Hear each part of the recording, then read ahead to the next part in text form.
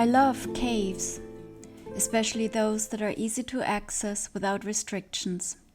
My favorite one is Hatchet Bay Cave in the Bahamas, where a network of small limestone tunnels and chambers begs for exploration. A short dirt path off the Queens Highway leads to a grassy spot flattened by cars and minibuses that bring visitors and locals who are curious to see this popular tourist spot. The entrance is a small hole in the ground that has been improved with an old metal railing that leads down to the first chamber. Sunlight from the entrance dimly illuminates the inside. Intrepid feet have stomped a narrow meandering path.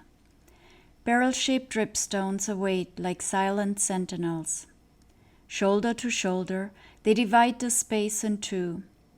Graffiti writing on every surface informs visitors about those who've come before. "Looks like the New York subway in here," one friend once remarked. Yes, I thought, what a shame. The rear of the chamber, past the dripstones, is occupied. Bats hang from the ceiling where they roost. The ground is getting more difficult to traverse. Rocks are scattered about, which makes it harder to find the path. At the far end of the entrance chamber is a tunnel. Some come back this way.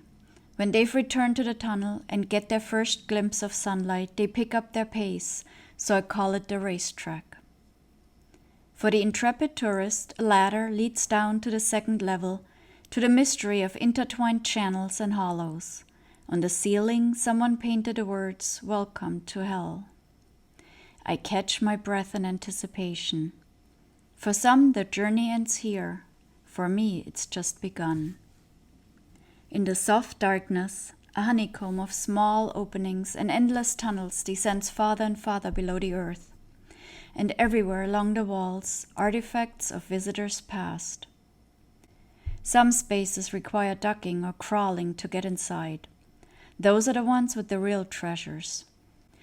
Meticulously drawn charcoal signatures from another era tell about a time when humans had to ride a horse to the caves and bring oil lamps to explore inside.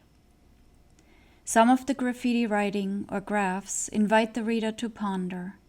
To be fair, it was an accomplishment to have made it so deep into this cave 15 years before Carl Benz patented the first automobile in Germany, and 32 years before the Wright brothers flew the first airplane in North Carolina.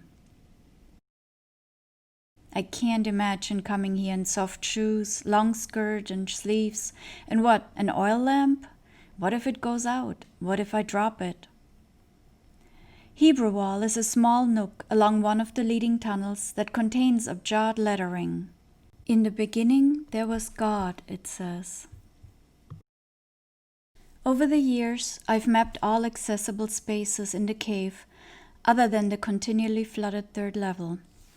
I've named the chambers and the dripstones so I can unambiguously refer to them. The largest space has incredible acoustic. I named it the Cathedral Chamber. What is it that makes caves so fascinating, so primitive? They provide shelter from the weather and a place to hide from enemies. But they're also mythical spaces where life and death meet. Darkness prevails and inspires our primeval fear of the afterlife. Nearly all traces of prehistoric human presence have been found in caves. The same qualities that allow humans to seek safety and shelter also preserve the remnants of human presence. Caves are where humanity began and maybe where it will end. In the dark, we're inspired to tell legends about brave humans and myths about the supernatural world that exists in sacred places. Beyond the large chambers with the beautiful dripstones is one more tunnel and more graphs along the way.